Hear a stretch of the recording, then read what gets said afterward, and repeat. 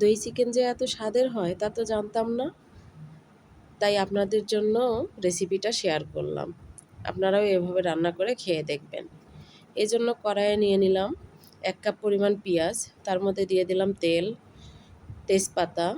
এবার লাল হওয়া পর্যন্ত অপেক্ষা করলাম।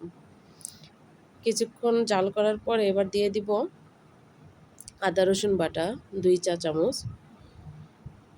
তারপর দিয়ে দিব লবণ, পরিমাণ মতো লবণ দিয়ে দিলাম। আপনারা যেমন খাবেন সেই রকম দিবেন।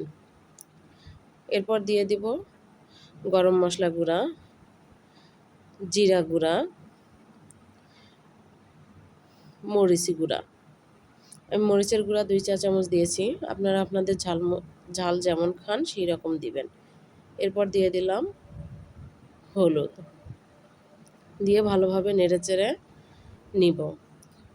মশলাটা কষানোর জন্য এ পর্যায়ে একটু পানি দিব, যেন তলায় পুড়ে না যায়। পুড়ে গেলে আসলে তরকারির টেস্টটা ভালো আসে না।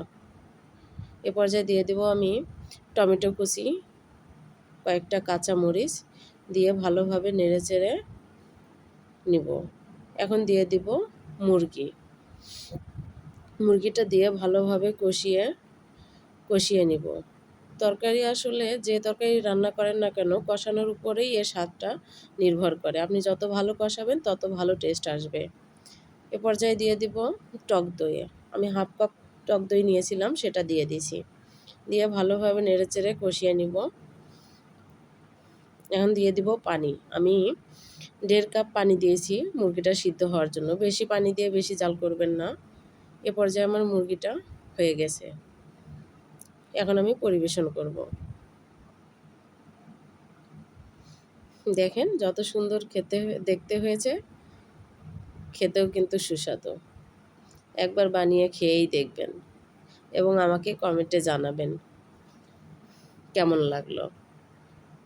আসসালামু আলাইকুম, ভালো থাকবেন।